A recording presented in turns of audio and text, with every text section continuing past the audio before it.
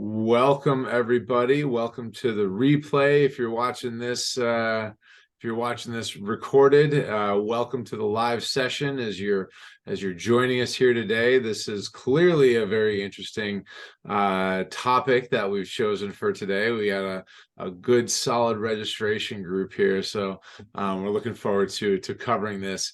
Dean and I have some interesting things to be talking about as we dive into this, and we are just about to go live on Facebook as well. So if you showed somebody, if you told somebody about this and they weren't able to get on, you can always send them over to the Mission Suite Facebook page to see it there. This is also being recorded and it'll be shared out to the YouTube channel, to Mission Suite's YouTube channel. And Dean, you can always rely on if you follow Dean on Instagram and Facebook, you can rely on the steady tidbits of information that are a little bit more consumable than an hour-long conversation about whatever we're talking about at the time. So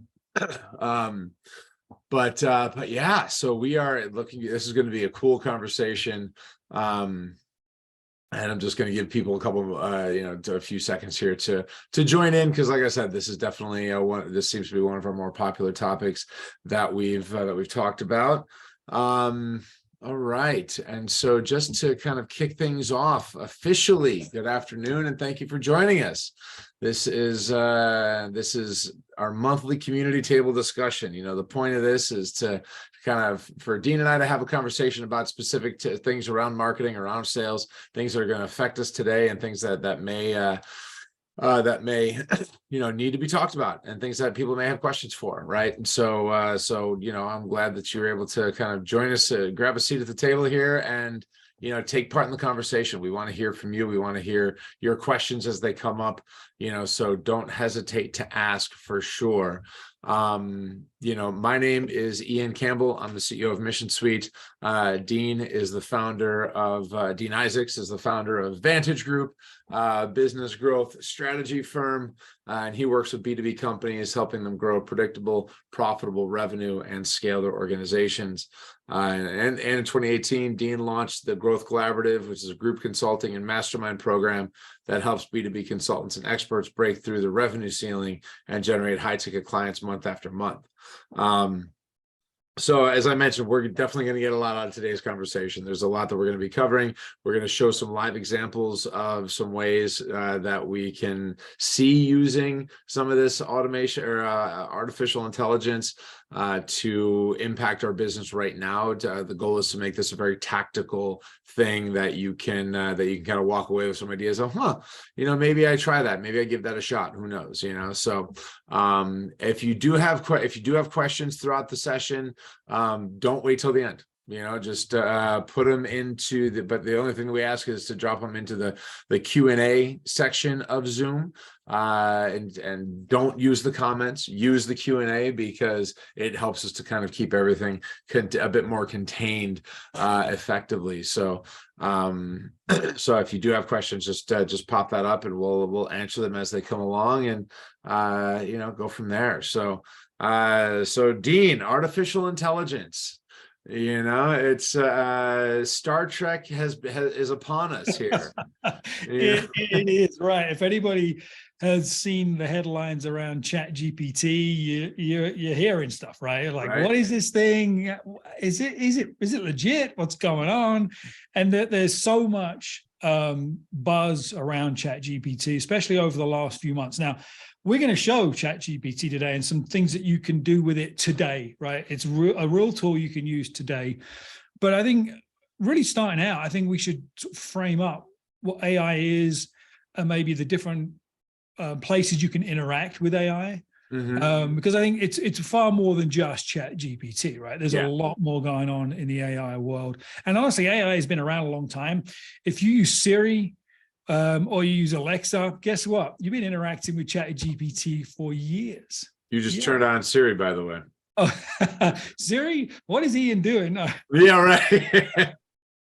So, I mean, that's AI, right? Yeah. If you've got a Roomba, one of those funny little vacuum cleaner things, it uses artificial intelligence to scan your room and vacuum your room without killing the cat and running the kids over, right?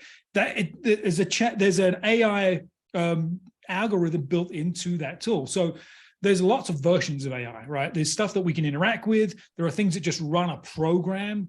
There are intelligent machine learning versions of AI. Some are pretty Star Trek, right? And some are your Siri on your phone, and there's everything in between. So there's a lot of different ways we can interact with AI right now.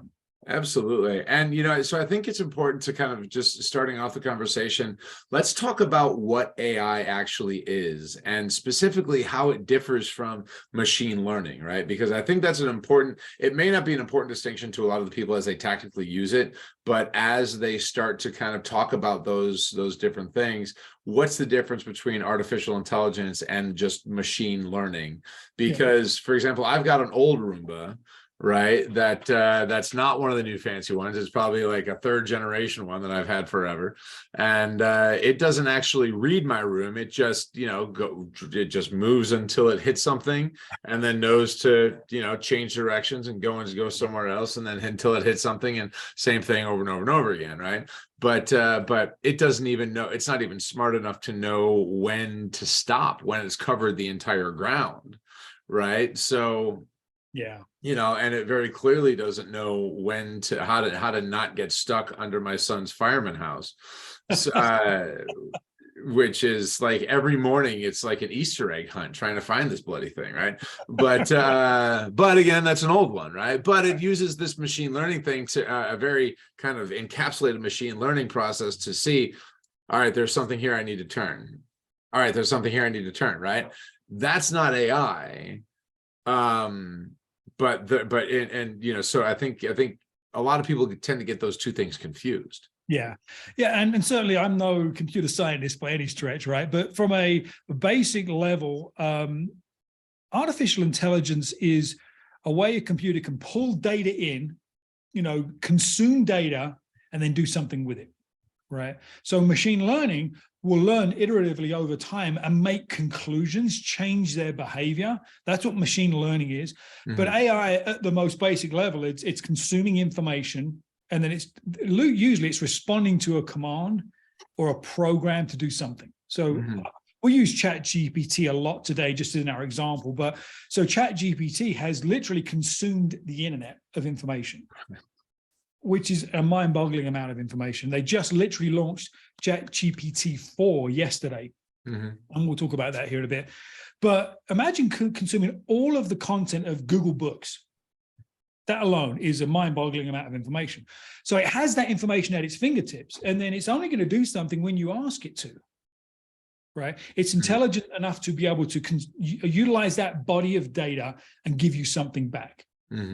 That's another version of AI. And then with ChatGPT in particular, and many of these prompted type AIs, it's all about how you word or phrase the prompt to get the information you need. Again, we'll get into that. So really that's why I think about artificial intelligence in general. It's using information to do something. Right. Predetermine something, or a response to a command, or whatever it is. So there's a Roomba thing, the new versions, they kind of scan the room, they know where to go, they know when they're full, they know when the battery's running low, and they're going to go back and recharge. Maybe the old version didn't do that. Right. It covers a huge amount of ground. Yeah. So you can go down a rabbit hole. Just start Googling, right?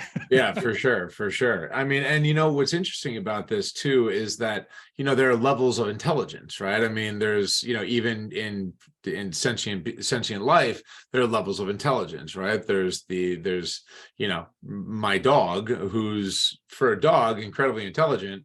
For just a general life form, he's relatively low on the totem pole, right? I mean, and so, and then the same could be argued for me at some points, in fairness, but there's levels of that, and there's, we hear all the time, there's always going to be somebody smarter than you, right? I mean, so there are going to be those levels. So we're a long way from Data from Star Trek, right? Right. And so we're not there, but just the fact that all of the internet has been consumed and kind of quantified into one point, with something that can go out and find information and then intelligently compile something, based on that, and not just spit back, kind of like a search result, which, as we know, is oftentimes is not very intelligent, is really something else.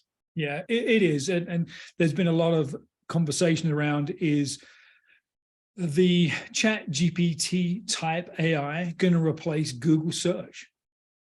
Right. Yep. And I think to some degree, maybe, but generally speaking, no, it's a different type of function. So just as a very quick example, your profile on LinkedIn is indexed by Google, right? So if I search Ian Campbell, I'm going to see your music stuff. I'm going to see your Mission Suite stuff. I'm 100% going to see your LinkedIn profile. Right. But if I search Chat GPT for Ian Campbell, I'm going to get a very different set of information. It cannot access your profile.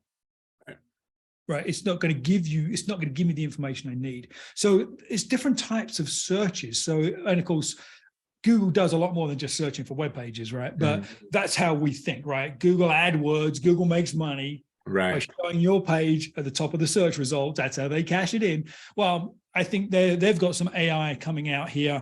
It's unclear when, that's going to blend AI with search. Bing just gave OpenAI, which is the engine behind ChatGPT, like $1 billion or something.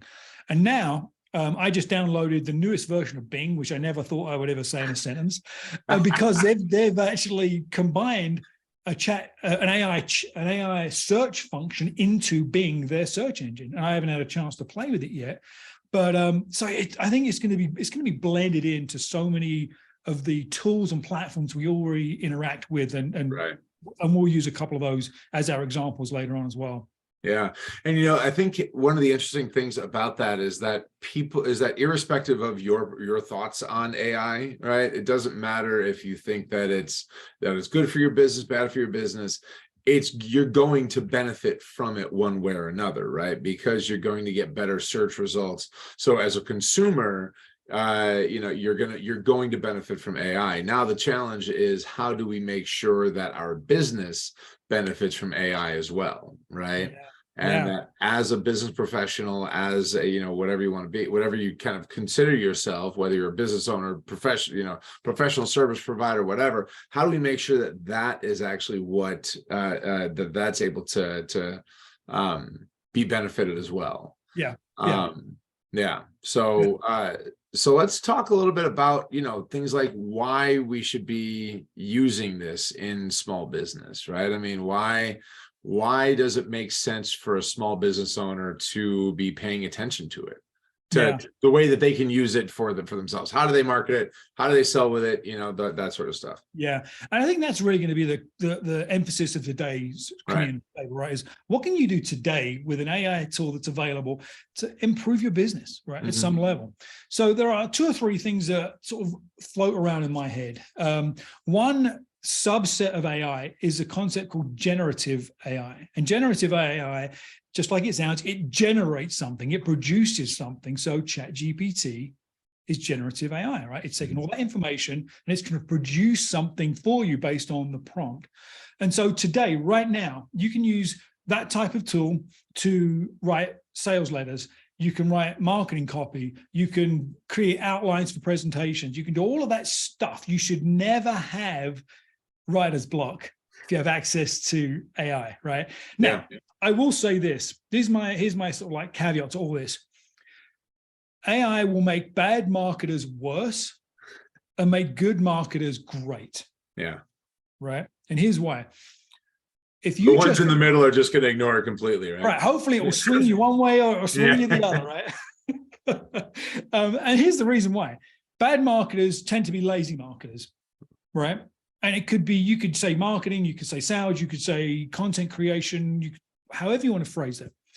You can put a very generic prompt into ChatGPT or something like that, and it will spit out something that's okay. And you can copy and paste that. And now that's your next 3 social media posts. Well, guess what? You would look and sound just like every other schmuck that put the same prompt into ChatGPT, hence making bad marketers worse.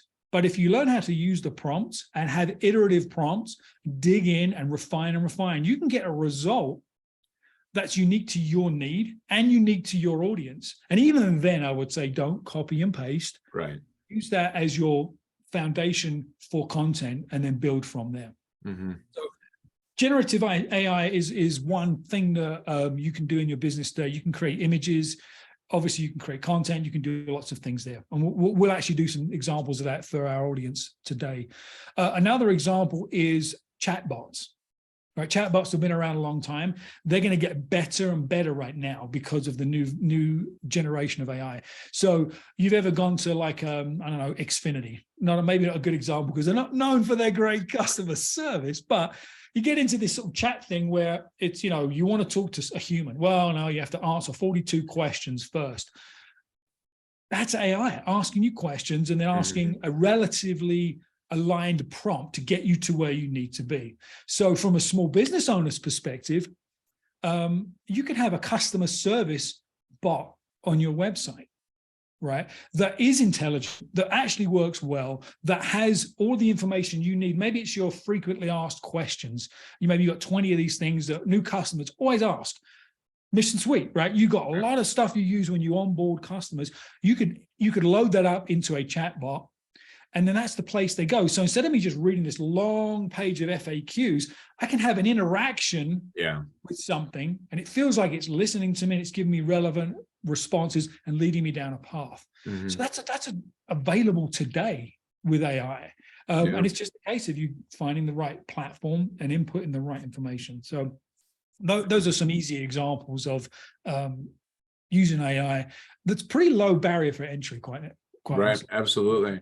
And I mean, you know, to your point about the chat bot, it's interesting because if a chat bot was granted access to all of the information about Mission Suite, for example, that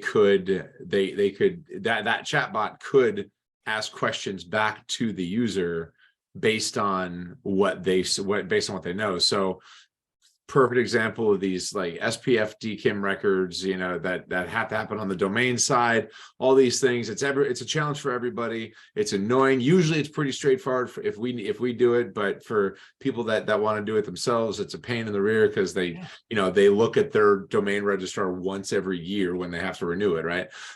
So, you know, but a chat bot, and they have APIs for this now with these chat bots that can actually talk back and forth to your software, to your system, and actually become a bit of a representative for you. And then also hopefully you can, I mean, there's always got to be a stopping point at which you say, if it gets here, now you got to push them over to us, because, you know, I mean, just like any customer service 1, 2, 3 kind of a relationship, right? I mean, at some point, people's questions are going to be too big for the CS1 and need to go to CS2, right? Absolutely. And the other thing I think it's important to remember is you want to create a positive experience with your customer or your user or whatever. And a more customized experience usually leads to a more positive experience. And so because it's loaded up with your very specific information, it feels a lot more useful. We've all been into the voicemail tree, right? You're trying to click 9 and 2 and like, where the heck am I? It's not a positive experience. But if I can go in, I can get the information I need, and it's phrased in a way that relates to the question and how I phrased the question. Well, that was a positive experience. I would much rather do that than hop on a call with, you know, my Xfinity rep, right? You don't want to do that. So I think the ability to deliver quality content is really where that next generation of AI is coming from, because it's consuming more, and it also becomes more, the intelligence in AI, right, is important. It's providing more relevant responses. And ChatGPT-4, as an example, I've already just seen playing with it in the last 24 hours. It gives you better responses. So it's moving at light speed.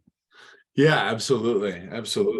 And so, okay, so let's talk a little bit about some of these very practical applications. You know, we talked about content creation, we talked about sales content, coming up with ideas, things like that. You know, I mean, I used it to try to, I was trying to explain vulnerability to my son. and who, Quinn just turned 3 the other day. So he was like, an almost 3-year-old. And he said, "What's vulnerable mean?" And I'm just like, how do you explain vulnerable, right? I mean, it's just kind of a state of being that you understand. But I used Chat GPT and I asked it, how would you explain vulnerable to a 2-year-old? And it actually gave me a pretty good answer, and it's remarkable. So, but what are some like real life, let's talk about some examples of, like creating content, for example, of this, and, kind of to start talking through some of this stuff. So content can be in a number of forms, right? It can be written content. We tend to think about text-based content first. Certainly AI can create images. So the OpenAI platform has ChatGPT, which is the text-based version. It has DALL-E, which is DALL-E, like Wall-E, the TV movie character. And that's image-based. So it's text to image. So images can be created. You can create artificial characters. So if you want that bot on your website or wherever to have a human face, AI can create that. It can actually mimic your voice, your writing style, which is good, right? If you want to replicate, it wants to feel more human, but there is a negative, a dark side to that too. So if you've got, let's say, a grandparent, and they get a text or a voicemail from Ian saying, "Hey, I'm stuck in such," it's the old, like, "My friends are stuck in Africa, send money," Right. But now it's Ian's voice on a voicemail. Grandma and grandpa might actually send the cash. Right. And AI can actually produce that sort of stuff. So there's a lot of positives, but there are some things to be aware of. And quite honestly, it's education around, how do we validate that this was actually Ian, not some bot representing Ian. So anyway, we won't go down that rabbit hole, but just know that there are different outputs for AI. Yeah. So for today, as I thought about what can our visitors today go away and try, I would say the first place is go to openai.com and sign up for an account. It's free. And that'll give you access to ChatGPT 3.5. It's a free account. You can get in there. Sometimes their servers are overutilized, and you'll get a little notice saying, "Hey, try again in a few minutes." But if you want to drop $20 a month, you can get the paid version, and then you won't have those same issues. And you'll also get access to ChatGPT 4, which is their brand new version that came out yesterday. So with that, one of the things I did was, and we can pull up my screen here in a second, and we'll go through this. I thought, if we take today's event, today's community table as an example, and I wanted to send an email to all of our attendees, thanking them for attending, and then extending an offer, right? If you want to learn how to use AI in your business, what would that sort of like follow-up email look like? Well, I can write it, but I don't really want to write it. Let me see what ChatGPT will write. So let's do this. we're going to give this a live demo. So for those on the call, hey, you know what? This is a live demo. So sometimes buckle up. don't work, right? So let me share my screen here. All right. So Ian, can you see my screen? Yep. All right. So this is ChatGPT. ChatGPT 4, I've got the $20 a month deal, so I can get in there and look at the most recent versions. But the free one is the 3.5. It works really, really well. It actually responds more quickly, as you can see in that little box. But we're going to use the fancy schmancy ChatGPT 4. So what I'm going to do is I've just got the copy from our LinkedIn invite, and I'm just going to paste that copy in the prompt. Okay, nothing special. This is just plain text in the prompt. Now, one thing to keep in mind, when you write a prompt, the more specific you are, the better results you'll get. And when you write, and just like you did with your son, how would I explain such and such to a 3-year-old or a 2-year-old? Use that kind of language in the prompt. So what I'm going to do is I came up with a basic prompt. So at the bottom here, I'm going to drop my prompt in. So we've got just the basic info from our LinkedIn event. I didn't change anything.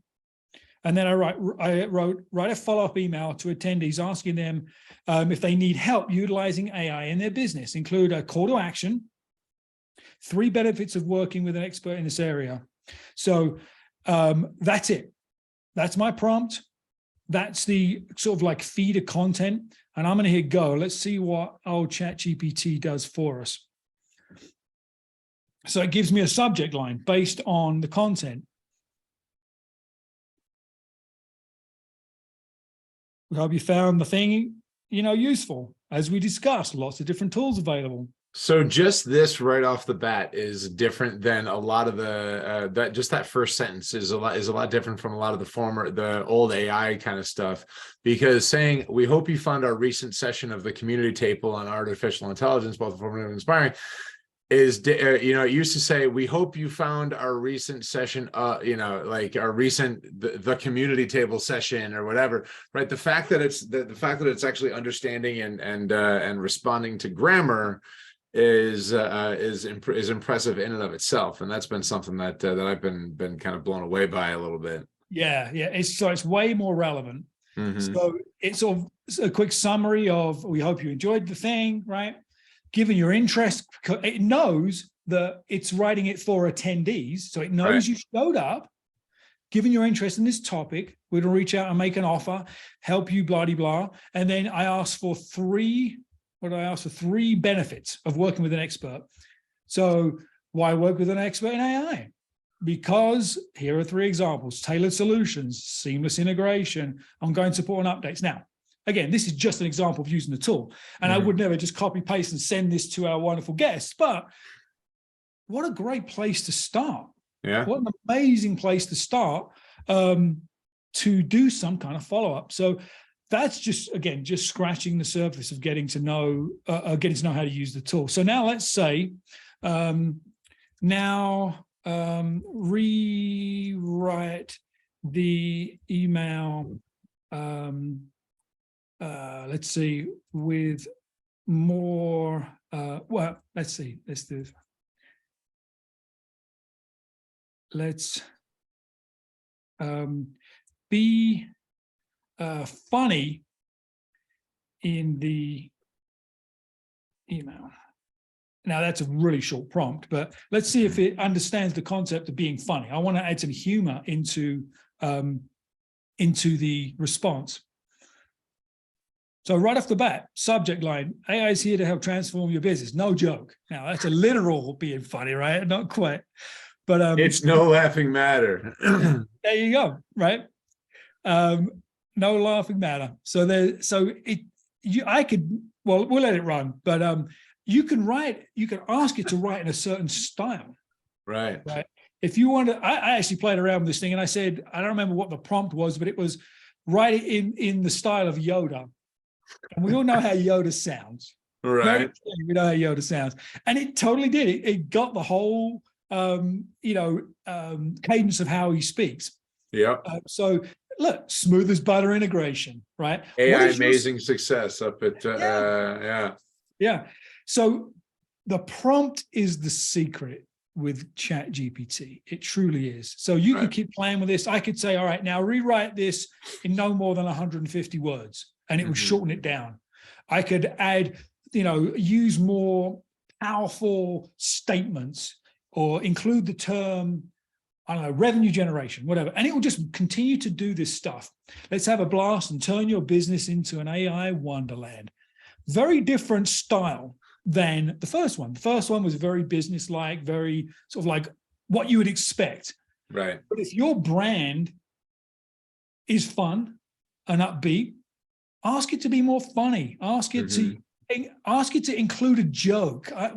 There's no limit to it. So if you think about, in this context, for using ChatGPT for this context, think about this as your personal copywriter that will never get ticked off by asking him to rewrite it and rewrite it and rewrite it and change this. It doesn't care. It will do it 100 times for you.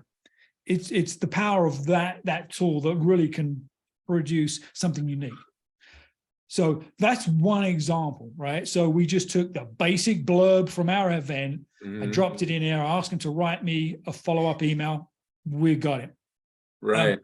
But even with that, don't just copy and paste it. Take it, drop it into a Word doc, play with it, make it your own, edit it. It's not going to be perfect. ChatGPT and most AI is not perfect. If you ask it to include facts, then it has to go research. Sometimes those facts are just wrong. Yeah. They're just wrong.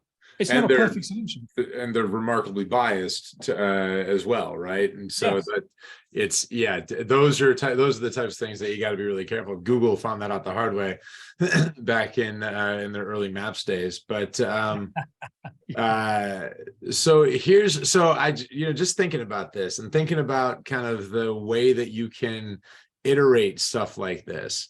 So if you combine this with excuse me, with your email follow-up system, with your cold email platform like a Woodpecker or a Lemlist or something like that, you can connect the two together and then have it say, okay, create 10 different subject lines for this email, and then then Woodpecker can, I believe it can do this already, can actually send back open rates for it. And then based on that information can say, okay, now you can say, pick the best. And this would probably require a little bit more software integration, but you could tell it to now pick the best email subject line. And then, so say it's got 20% and then work on that subject line until it gets to 25%. Yep. Right. And Absolutely. you can continue in that kind of loop and then do the same with the content on that. And I mean, it's not doing the things, and again, you have to be careful with facts, but because it's not doing the things that you're talking about and actually humanly looking at it and editing it again. But that kind of a thing could I mean, I'm seeing a couple of the names on this list here that are on the session, and I'm seeing some salespeople here and sales consultants that could really revolutionize the way that a sales process runs for lead generation, right? Oh yeah. So I see Dennis on our call, so I'm gonna use Dennis as my guinea pig here. So another way to use ChatGPT, it does a really good job of synthesizing and analyzing information. So here's what we'll do. Let me go back to my share screen. All right. So we're looking at Dennis's LinkedIn profile. So let's say, for example, that Dennis's profile matches my ideal client. I want to find more Dennis's on LinkedIn. How do I create, how do I develop my ideal client profile? We've talked about ICP so many times on Community Table over the years. But how would I do that quickly? How would I do that accurately? One way we can do this is we can find old Dennis, we can open up, see more. I can copy his profile. So his about section, we can copy that. We can go into ChatGPT. We'll start a new chat. We'll drop that in there. Go back here. We'll grab his experience section. Let's open these up so we get all the text. All right, we'll just take the last two just because for sake of time. Copy, ChatGPT, paste. And let's say Dennis, and we know two other people that are like Dennis. So we've got a sample set of 3 profiles, right? And we're going to do what I just showed you and drop them into ChatGPT. And then what we can say is create a list of common characteristics of the profile of these profiles. Now, obviously, I've only got one in here, but let's just run it and see what it says. So there we go. So imagine if I had 3 profiles in here, it's going to give me a list of their common characteristics. I could also say create a LinkedIn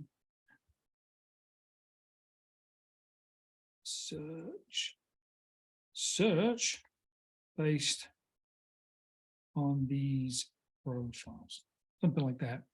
So it's going to break it out. It's going to give you stuff you can drop into Sales Navigator to profile and target your ideal client.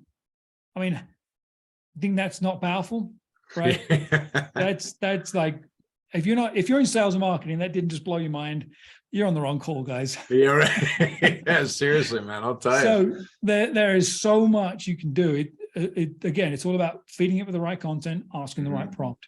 So that's just another example of doing that. Now, what you can't do is ask it to say, go to LinkedIn and find 3 sales consultants, and it doesn't have access to get that information. Right. If it gives you stuff, then it's going to be completely made up because it's trying to respond to your prompt, but it doesn't have access to that stuff. So it's dependent on you to drop information in there. But that's a really powerful way of using ChatGPT to build an ideal client profile. And I know that many of the folks on our call, I've talked to a bunch of them about this stuff over the years, and I know you have too, and we know profiling is important. So what we could also do is once you've got those characteristics, you could ask, what are the most common pain points that this type of business owner experiences? And it's going to search the web for people and profiles and stories and blog posts and all, wherever it's looking, and give you the most common characteristics. So then you could then create a sales letter, let's say, based on solving those problems. So you can just keep iterating and iterating on this. There's a lot you can do with this type of tool.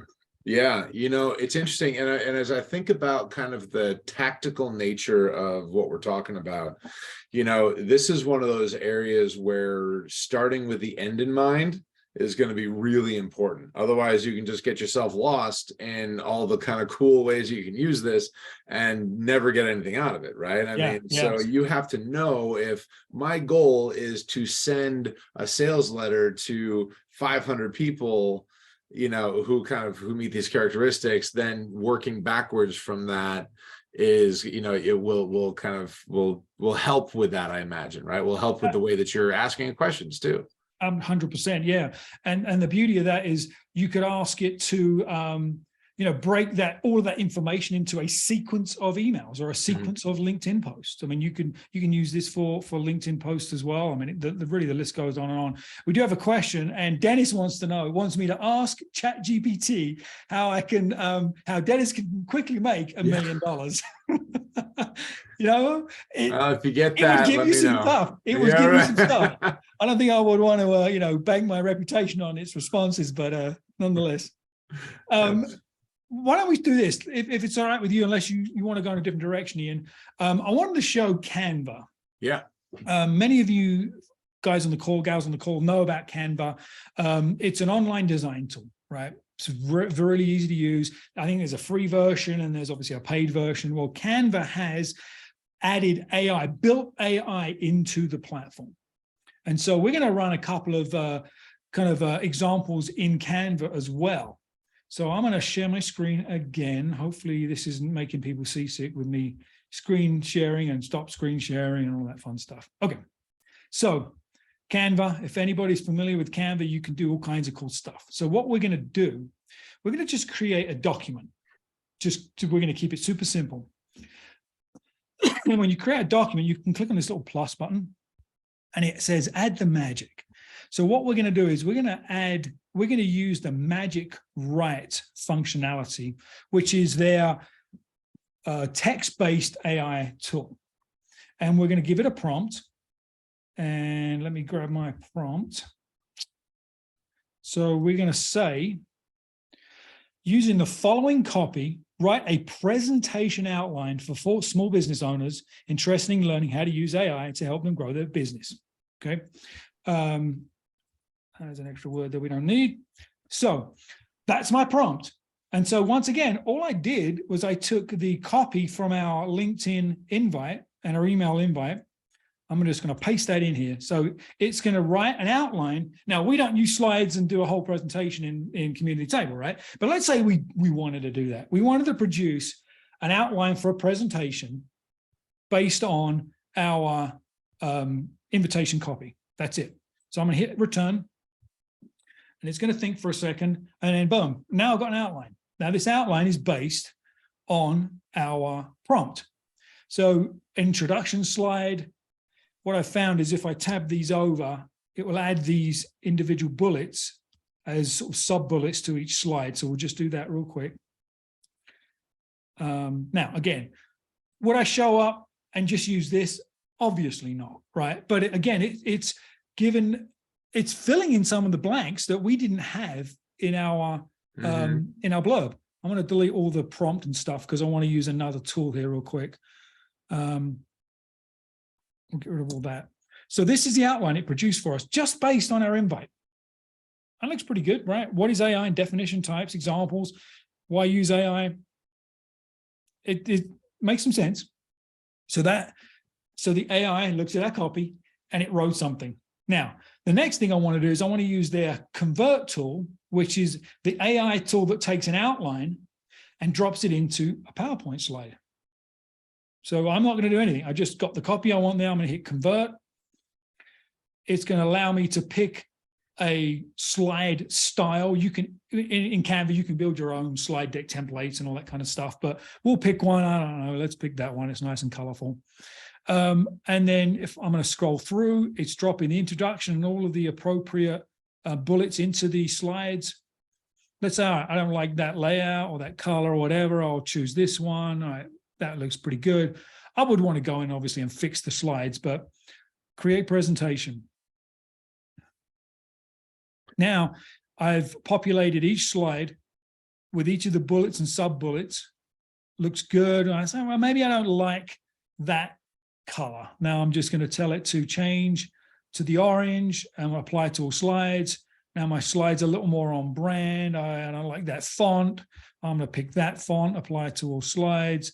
Now, all right, that looks pretty good. That's on brand, whatever. I just produced a PowerPoint in maybe 60 seconds from two sentences and a few bullet points. Mm-hmm. You know, and even having to go in and make updates, make changes to this, you know, it takes a 2-hour thing, 2-hour task and breaks it down to, you know, maybe 15, 20 minutes, right? Yeah. And if you don't even use let's close this and go back. If you don't use the Magic Write tool, well, if you use the Magic Write tool and actually have a more complete sort of set of thoughts that you want to be included in your outline, because I just use our invite, right? And that's not really a full flushed sort of set of thoughts for a presentation. If you had more information and you drop that in there, have it produce an outline from a few paragraphs, it will then create bullets, and then you can create your PowerPoint. I mean, yeah. So that's the kind of stuff that I think that business owners can use to just speed up their processes of creating things and being creative, right? And doing different things more quickly. If you've got a demo, right? Let's say you do a software demo, for example, as part of your business. You can do your demo record it on Zoom. Yep. Right. And then play it. And then you use like Google Transcribe or whatever. Yeah, Google Transcribe. It'll take all of the words, drop them into a Google Doc. Now you got your text. You can take that text, you can drop it into ChatGPT and ask it to do something, create a summary, pull the main bullets. You can put it in Canva and have it produce a slide deck. You could even have it produce bullets. You export those bullets as a CSV file from Canva. Go into Canva and create a set of, let's say, Instagram posts. You can use the Instagram template, tell it to create a series of Instagram templates, upload those bullets, and it will populate each post with one bullet. So then you've got a whole series of Instagram posts all talking about the features and benefits of your stuff. Yeah. In a matter of moments. So right. I mean, it's mind-boggling what you can do. So those are things you can start today, guys. Right. Use ChatGPT, use DALL-E for images. That one, the image creator isn't quite as good. Right. No, it's not as far enough along as ChatGPT is. But Canva has a text to image feature too, where you can type something in, create an image of a monkey flying over the moon on a banana, and Mhm. it will do it for you. It will create an image for you. Yeah, in fact, that's one of the things I wanted to kind of show too, Yeah. because looking at some of this is some of my history. I just said, create an impressionistic image of the music that we hear internally during the important moments in our lives. And this is, like, so, and it creates some of this stuff that looks pretty good, right? That's pretty mean, awesome.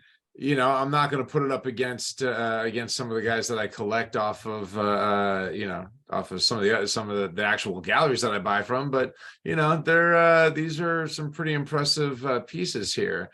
And so let's see if I can find, so what I do. And so, but to your point, if I want to say create a hipster logo for a new marketing company, it's gonna do its thing, and it's gonna show you some interesting stuff that you've done that other people have asked for, apparently. But and it's cool because it shows, you can say digital art, you can say impressionistic painting, in the style of, right, and it'll go out and look at those types of things and then present options for you. And again, you can use this as a starting point, so that when you go to a graphic designer, maybe you're not paying for all of the iterative process, from the get-go, right? Maybe you have something that's a lot more specific, that that you can say, hey, I want something that kind of looks like this, but not like a computer did it, right? I mean, that's because I think that is a really big thing. And this thing is obviously slow, a little bit slower to move, but the 3D renderings are pretty cool. When you ask for 3D rendering, there's some amazing stuff there. Yeah, there you go. So they actually called the first one hipster. Yeah, right. Marketing. That's great. Yeah, right, exactly. And so I can but then I can say, okay, I like this, and I can say that I want variations on this, and it's going to go back and it's going to create variations on that too, which is a pretty cool thing. You can tell it to use certain colors, certain words, right. Your company, ABC design, whatever, right? It's going to build that stuff right in, right off the bat. Exactly. And another thing that so I've actually got a couple more things that I want to make sure that we touch on really quickly too. But everybody, a lot of business owners, a lot of kind of marketing people are worried about SEO, right? About search engine optimization, and how do we get our page on the front page. So this is a tool. I have no real affiliation for this other than the fact that I use it, but this is a cool tool called Uber Suggest, and it's from a marketing guy named Neil Patel, and it goes out and finds opportunities for your website on SEO, right? It sends information back and forth from what you're doing, and then you can say, oh look, it says that I can create a new piece of content to rank for the keyword how to build a business network, and then I can come over here and click start, and now I've got all these AI tools that are here as well, and so I can literally just kind of let it roll and create a bunch of headlines. So I think that there used to a listicle generator, which are huge, which is still for whatever reason huge for SEO. But you can do these things, and then it'll also help to monitor your rankings. And then as you see kind of where the rank tracking is, you can say, oh look, there's opportunities to rank higher for this, for that, for the other thing, whatever, right? So so those types of things, again, very, very practical ways of using these tools that that can be applied to help you do better, right? To help you get better.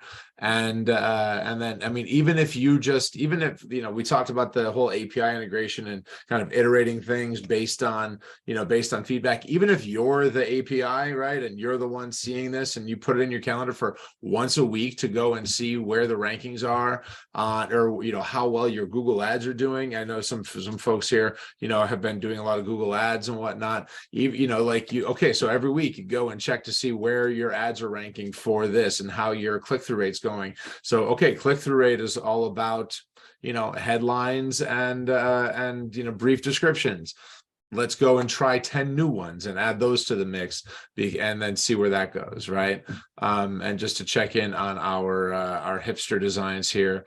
I mean, again, bunch of different options, bunch of different things to try. So So I think those are pretty cool, pretty impactful ways to give those a shot. And then did you have anything else that you wanted to talk about? I mean, we could talk about this all day long. Yeah, I know, Maybe yeah. what if we open it up and see if anybody on the call has a question or wants us to demonstrate something, or any questions at all. We're happy to respond to them. Definitely. I think that'd be great. And in the meantime, before this call, I actually did two things, because I actually tried to use ChatGPT to create the description for this session, and I did not like what it came back with. Right. And so I'm like, well, and at the time I didn't have enough time to go through and iterate on the prompts and whatnot. So I ended up writing them all myself. But earlier today, I said, okay, I went in and asked it, what are the benefits? And of course, now it's going slow again. What are the benefits? Why should business owners be excited about artificial intelligence? I asked that question, and it said to me, and I'll share this just for people who prefer, who process information more by reading it. It says business owners should be excited about AI because it can help them make better data-driven decisions, increase efficiency, and improve customer experiences. And then dove into specific reasons, right? And why does it improve decision making? Why does it increase efficiency? Why does it enhance customer experiences, et cetera, et cetera, et cetera, right? And so you can kind of go through that and take a look at that. But then I went in and I said, why should business owners be concerned about artificial intelligence? And says, they should know that, be aware of and concerned about AI for several reasons. Disruption of industries. We know this, right? This is something that, as startup people, we get excited about, right? As marketers, we get excited about. As business owners, oftentimes we get excited about, because disruption equals opportunity, right? So there's, but there's also negative connotations to that. Increased competition, cybersecurity risks, which because it's vulnerable to cyber attacks right now. You mentioned somebody calling my grandparents with using my voice, right? If this was around when they were still alive, that's a very serious concern. Ethical concerns about the use of it and its impact on society, right? I mean, are we contributing to the Wall-E-ing of the world, right? Where you just kind of plug into a chair and whatnot. But and talent acquisition, right? Specialized skills and knowledge, things like that. What I find interesting about this is that, I asked AI why we should be concerned about it, and it actually gave me some real data, right? It actually gave me some real information. Now I have another example of this where there's a podcast called the DIY Musicians Podcast, and they went on and talked all about AI and music. And one of the guys there said, why should musicians and artists be concerned about this? And at the end of it, it tagged on a little paragraph that said, it's important to note that AI is not replacing people, it's actually helping, and things like that. So it kind of had its own little propaganda machine running too. But these types of things, but again, it's giving you actual information that can be pretty impactful.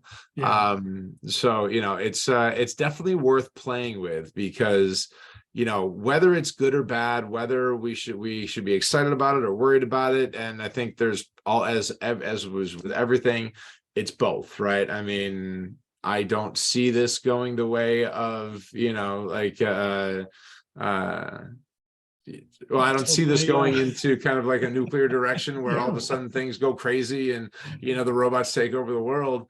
But like I said, with everything else, it's both, right?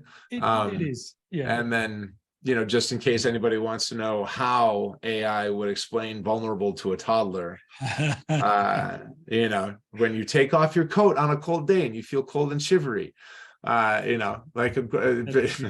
important to make sure you have someone to help you and keep you safe, like a grown-up you trust, or a cozy blanket to keep you warm, right? So pretty good. Yeah, even, I mean, empathy, right? And that it's displaying. So all these things, again, I think what I kind of gleaned from this is that if you start with the end in mind, if you know where you want to get to from it, right? Explaining vulnerable to a toddler is a very, very clear, specific way of using this. But if you know what you ultimately want to get to from this, and then work your way backwards and figure out where you need to start, it's like with any other marketing platform, right? Any other sales platform. I need to make sales. Okay, well, what do I need to do? I need to call a bunch of people. Okay, who do I need to call? Well, I need to figure that out first, right? And then figure out how to make the calls and all that sort of stuff, right? So, that's, I think if you look at this as if it were any other marketing platform, then, I mean, as far as I'm concerned, the only thing you can do is do better with it. Yeah, if you just say, how do I sell more stuff in my business? It'll give you generic things. Call more people, send more emails. Not helpful. Yep. But if you craft that prompt in a way that's specific to you and to your audience, it's more helpful. Even if I'll give you another one. I don't know how many Excel wizards we have on the call, but if you're stuck trying to figure out an Excel formula, ask GPT. It'll tell you.